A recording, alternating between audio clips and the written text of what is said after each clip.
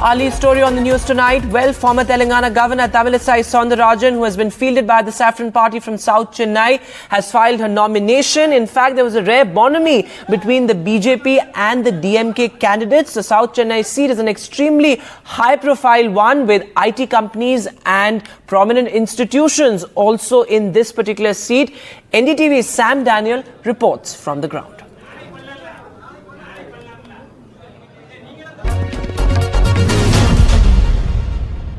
As far as the DMK government is concerned, it is anti-people government.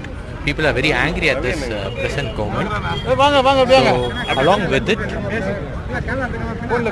people are very angry at the present DMK MP because she hasn't done anything for the constituency with regards to Pallikarna issue, with regards to CMR, with regards to Metro. So people are very angry at her. Her own party cadres are angry at her. So these factors are in favor of us. Hence we will definitely, with God's grace, win the election.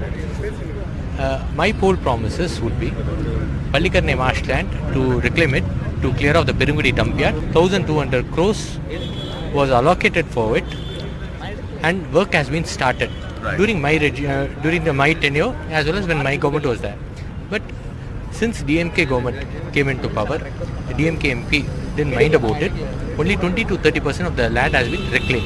So when I come back to power as a member of parliament, I'll fast the entire process, make sure it is implemented in a fast pace and garbage is cleared within a period of 2 years. First of all, I am promising I will be sister. I will be sister of South Chennai, and I am facing this election not as a candidate, as a voter of South Chennai.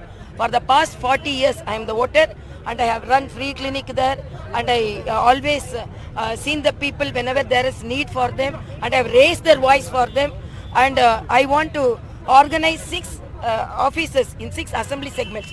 That is my promise I have given. I have given a phone number for contact. I will be within the contact of the people, and I will be the sister, because for that only I have left my governorship and I have come. I want to serve the people.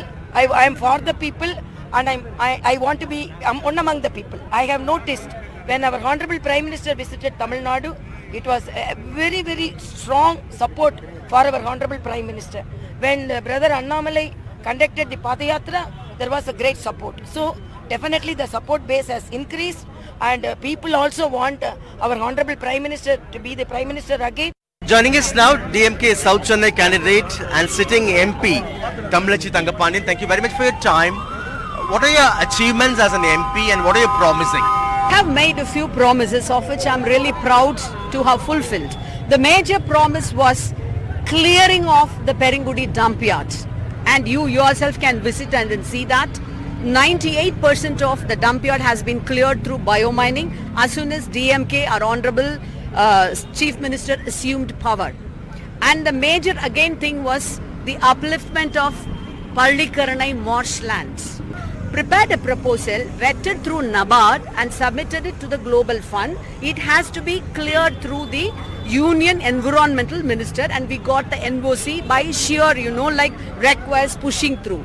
So now it has allotted 200 crores. And you can see that the Pallikarna track, walking track, a park has also been established by our Chief Minister. And I would like to mention a point. Tamil Nadu is the only state which has Climate Council Board. And our Chief Minister is the only Chief Minister who is the President of that board. People are now talking about raising and lowering temperature in Coimbatore. Well, they should mind about this. I don't see anybody as a primary opponent because we are well ahead with our achievements, with my own promises being fulfilled. So I don't see anybody who's, sort of a very prominent opponent. So we are well ahead. And moving now to the other big headline, well, DMK allies have met the MNM chief Kamal Hassan. Now, this is an important development because this alliance was announced long back, and now Kamal Hassan will begin campaigning for the DMK alliance shortly. He will begin from the Erode constituency, which of course is a crucial one for the DMK. Though no seats in the Lok Sabha polls have been promised to the MNM, the rumours doing the rounds is that the MNM is likely to get a Rajya Sabha seat in 2025. And now the other big headline from Telangana. Well, the sensational phone tapping case, and now the latest in that is that the ex-state IB chief has been named accused number one in the case. And well, remember, he is among the most high-profile bureaucrats in Telangana, and he has been named the main accused in this case. And in this particular case, 2 police officers have already been sent to jail. In fact, a lookout notice has been also issued against Mr. Rao.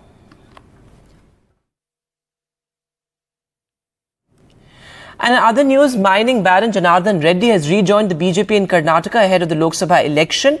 The lone MLA of the Kalyan Raj Prajati Praksha has earlier snapped his 2-decade-old association with the party during the recent assembly election. Take a look. After being politically inactive for 12 years since his arrest due to mining allegations, Jayavardhan Reddy, who was once considered the money power in the BJP, decided to launch his own party in 2023 and even won the assembly seat of Gangavati in Karnataka's Koppal. Having flirted with the Congress in the state assembly and during the Rajya Sabha elections, he has now had a garvapsi and has merged his party with the BJP after a meeting with Home Minister Amit Shah. I'm so happy I have come back to my home to support Mr. Narendra Modi ji for the 3rd time. In the interest of the nation, I joined Bharatiya Janata Party.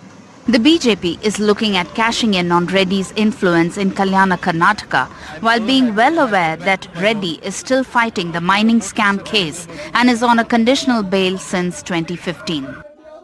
Kalyan Karnataka, parts of Kalyan Karnataka, Ballari and various parts of Karnataka, his popularity is there. I think he has undergone all the scrutiny, due process, due law. Politically, he is now a member of Legislative Assembly. He has been welcomed. Kalyana Rajya Pragati Paksha is one of the reasons the BJP feels it lost badly in the Kalyan Karnataka region. Congress won 5 out of 7 seats in Bagalkot. All 5 seats in Ballari fell into Congress's hands. 3 out of 5 seats in Koppal were bagged by the Congress. The Congress says this exposes the BJP's links to the controversial mining baron. We all know that the mining scam consisting of more than 30,000 crores. The main accused, Mr. Jayavardhan Reddy, who was in jail, is with the BJP today. All those people the BJP criticized as being the most corrupt are the scamsters. They are taking with the equal, warmth. Jayavardhan Reddy first hit the spotlight in 1999 when he campaigned for late BJP leader Sushma Swaraj in Ballari during the Lok Sabha election then. It's 2024 Lok Sabha election now and Reddy is all set to campaign for Sri Ramulu. Will this chart out a new political chapter in Reddy's history? With camera person Govind Pratibharaman in Bengaluru for NDTV. And news now from the national capital ahead of the Lok Sabha polls, the crucial JNU student elections, and the left front has retained all 4 seats. Remember, JNU is considered a left bastion. There was a neck-and-neck battle between the ABVP and the JNU, but the JNU managed to sweep all 4 seats in JNU. Take a look.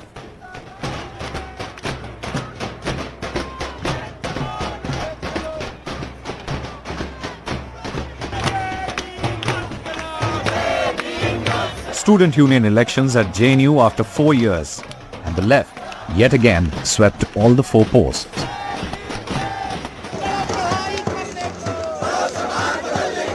Dhananjay of All India Student Association AISA won the post of president. Out of a total of 5,656 votes, Dhananjay got 2,598 votes. ABVP's Umesh Chandra Ajmera got 1,676 votes. 4 साल बाद इस campus में कई के लोकतंत्र बहाल हुआ. किन मुद्दों पर आपने चुनाव लड़ा? इस कैंपस में जहां लगातार हमला हो रहा है, देख लीजिए कि जिस तरह से पॉलिसी लेवल का हमला है कि फंड कट्स हो रहे हैं, रिसर्च में फंड कट्स हो रहे हैं, सीट कट्स हो रहे हैं. उसके साथ हम देखते हैं कि एक प्रोपेगेंडा लेवल का भी हमला चल रहा है हमारे साथ. कैंपस में वायलेंस जो लगातार EVP कर रही है. हॉस्टल की स्थिति बहुत खराब है. Left candidate Avijit Ghosh got 2,409 votes for the post of Vice President. He defeated ABVP candidate Deepika Sharma by 927 votes. BAPSA candidate Priyanshi won the post of General Secretary, while AISF candidate Muhammad Sajid won the post of Joint Secretary by 508 votes. 4 साल बाद ये चुनाव हो रहा है और ये message है कि छात्र हमेशा छात्रों के मुद्दे पर राजनीति को चूज करती है, ना कि धर्म की जाति की राजनीति को चूज करती है। और जेएनयू के छात्र हमेशा छात्रों के हित के लिए लड़ाई लड़ी है, आगे भी लड़ेगी। There was a direct contest between the left and ABVP.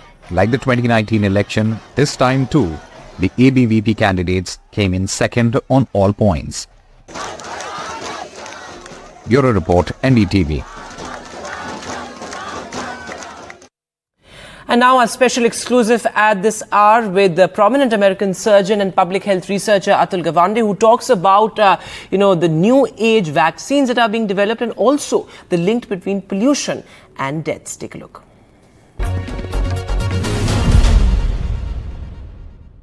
When one talks about the India-US strategic relationship, it is really all-encompassing.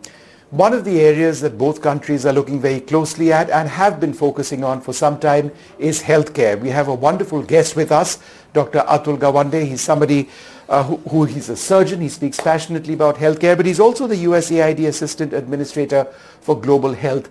USAID is huge. I was told you have 100 offices around the world, 80 of which actually have people over there. So it's great to have you here in India and talk with us as well. I think a lot of the key buzzword across fields, of course, is artificial intelligence. And when it comes to healthcare, AI and early stage detection of cancers and other illnesses is so important. Where is the technology and how does the partnership actually encompass some of this? Well, artificial intelligence is something that you can imagine it's going to replace my doctor. I will have a machine taking care of me. That is not what we are seeing. What we're seeing is that AI won't replace doctors, but a doctor who does not know how to use AI will be replaced by someone who is a physician or other clinician who uses AI. So as an example, we are a partner with India in developing global solutions for health. That's leading global health at USAID. That's my principal role. And one of the things that's been developed here is chest x-ray systems that can be read by an AI immediately. So a primary healthcare nurse or physician has access to specialized capability at the very front line.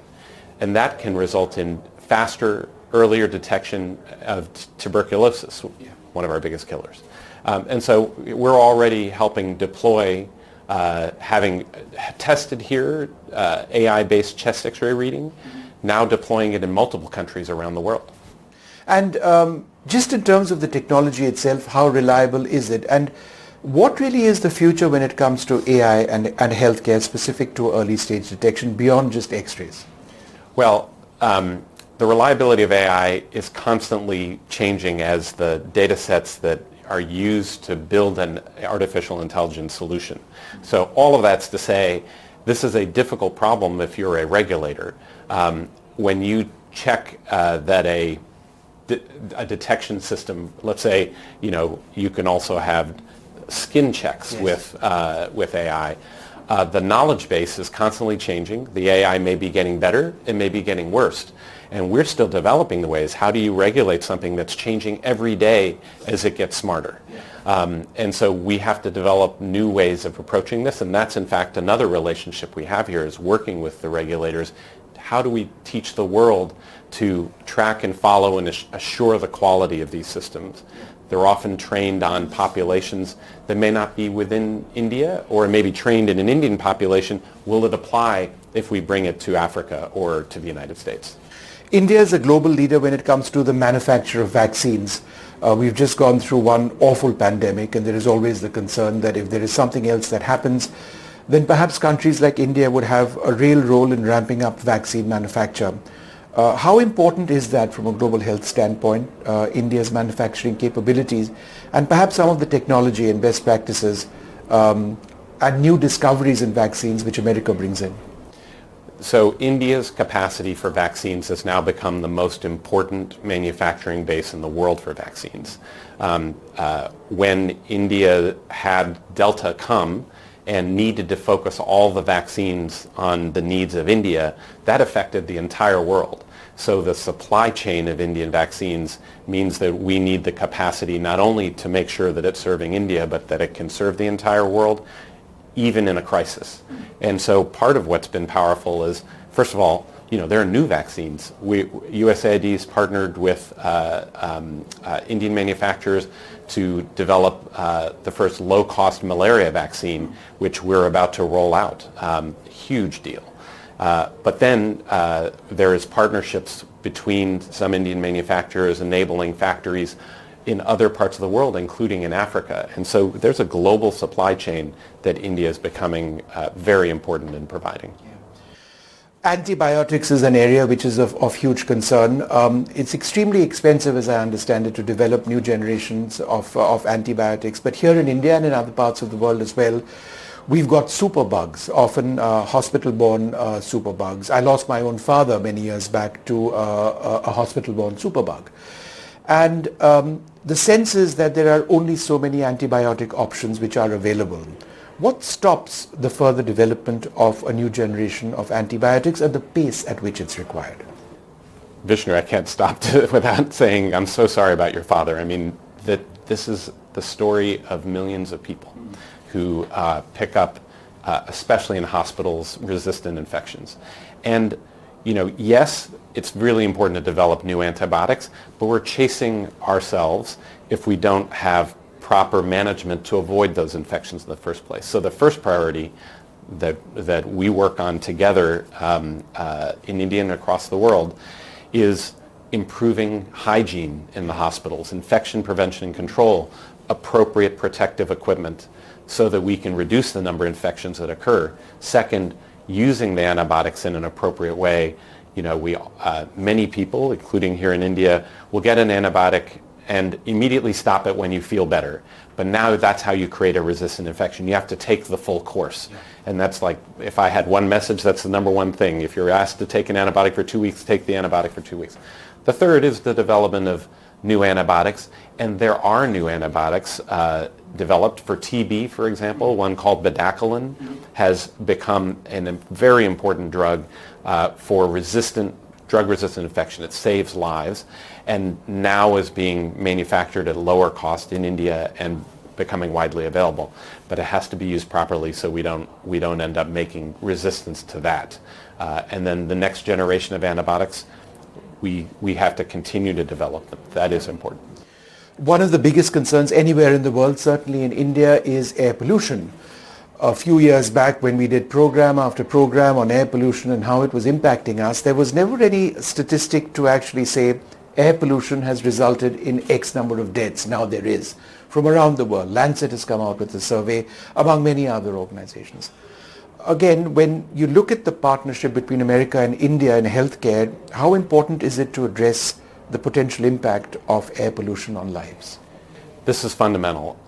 25% of deaths that occur prematurely will be because of environmental reasons that need policy and solutions. And the biggest one is air pollution, which causes lung problems, but also causes increases in heart disease and heart attacks. When you see the air pollution index go up, you see immediately heart attacks show up in the hospitals. So this is more than 5 million deaths a year out of the 50 million deaths a year just from air pollution. Yeah. Another one is lead poisoning. In middle-income countries around the world, it is a major source of deaths as well. In India alone, we see that it's a source of more than 200,000 deaths in the country. Across the world, we think it's upwards of 1.5 million. So how do we address lead poisoning? Well, it's in paint, it's in spices, it can be added, you can recognize it from poor disposal of lead acid batteries from cars and other things. And so solutions to addressing air quality and lead toxicity are really essential.